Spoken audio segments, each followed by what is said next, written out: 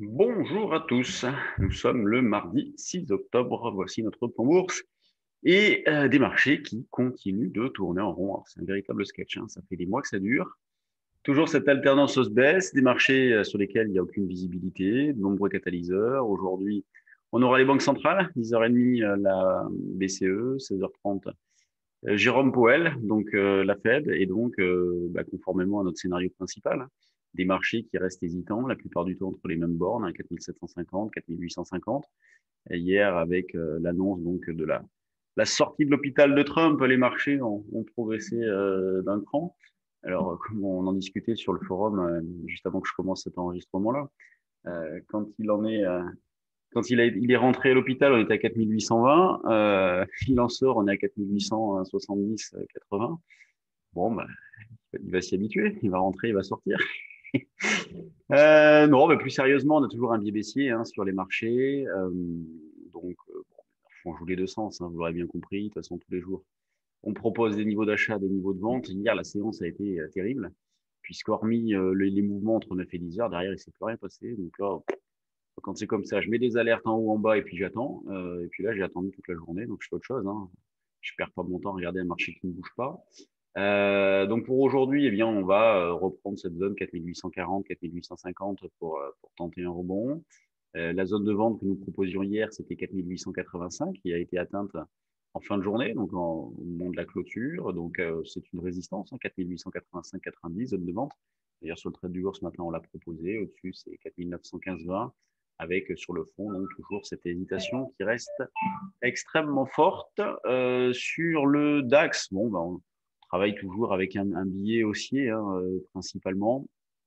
Une zone d'achat qui se situe par ici.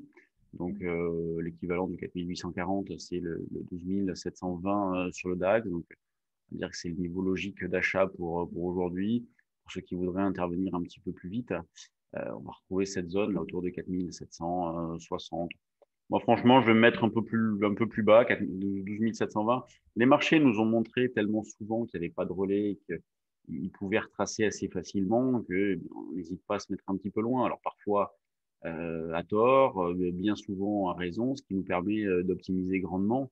Et justement, il faut chercher à optimiser dans ces marchés-là, parce que là, on a une vol qui diminue quand même.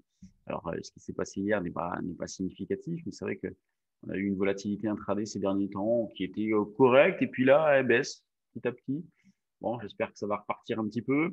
Quand on regarde au niveau de la vol implicite, hein, c'est ce que je disais sur BFM tout à l'heure, là, parce que je suis passé à 8h30, on a une vol implicite qui baisse. Là, par exemple, si je prends du 4850, vous voyez, on passe sous les 20 de volatilité. Alors, sur BFM, je disais 21, 22, on est même en dessous. On est à moins de 20 de volatilité. 19,8 par exemple sur du octobre, donc il reste 12 jours, puisque l'échéance ne sera pas vendredi là, mais celui d'après. Ça veut dire quoi une vol autour de 20? Bah, de la méfiance, sinon on sera 10. Donc de la méfiance, mais pas non plus une grosse inquiétude. Donc c'est ça que ça veut dire une volatilité de 20. Donc c'est toujours propice à des achats d'options. Hein. Vous voyez, dans cette phase-là, vous voulez jouer un potentiel de hausse épuisé, bon, vous achetez les puts, baisse épuisée, vous achetez les calls. Nous, c'est ce qu'on a fait vers les 4007. Donc d'ailleurs, combien ils valent là, les 5000 qu'on avait achetés? Ils valent 20. Ok. Ouais, bon. C'est le prix qu'on les avait payés, mais de toute façon, on s'en est servi pour faire autre chose. Donc, si on avait dû les revendre, ça serait déjà fait. Et on s'en est servi pour vendre des calls, donc travailler en vente de call spread, en décalé, pour optimiser. L'eurodoll, lui, bon, bah, reste calme. En tout cas, hier, il en a profité pour remonter d'un petit cran.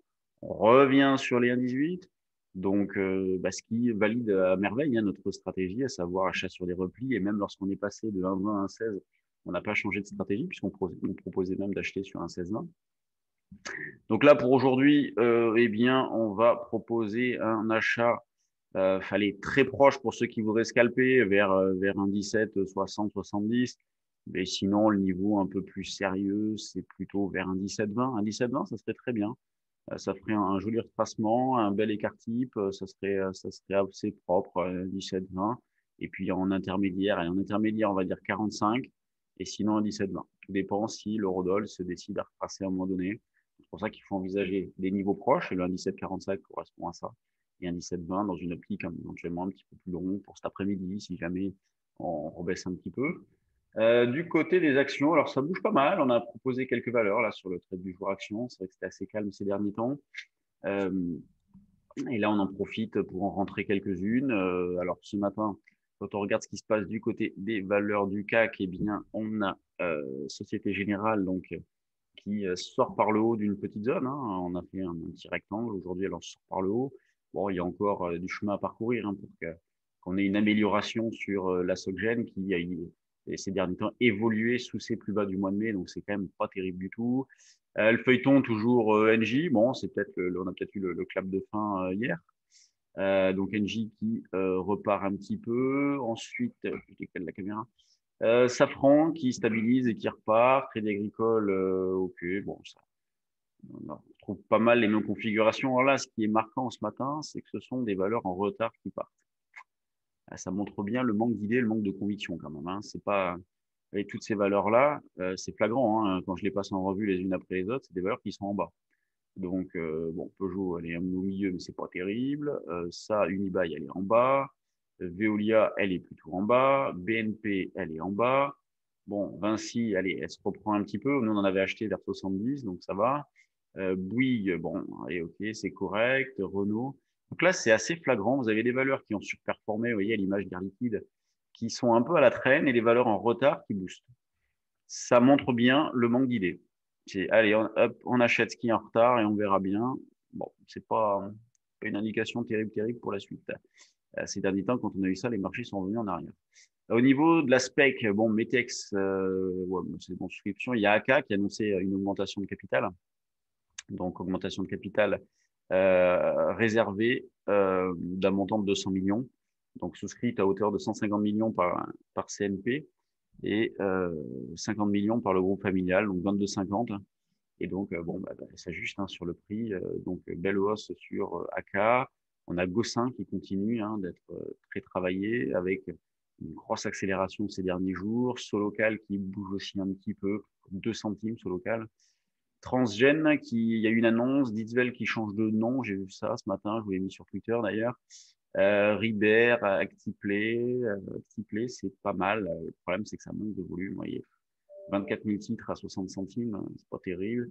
SMCP qui se reprend bien, DBV, Oplata, Orapi, Suez, Blockchain Group, Diagnostic, Edenred, Selectis. Edenred, ouais, elle est bien repartie. Donc. Bon, il y a des petites choses, hein, sur les actions, il y a de l'aspect, le moral reste plutôt pas mal.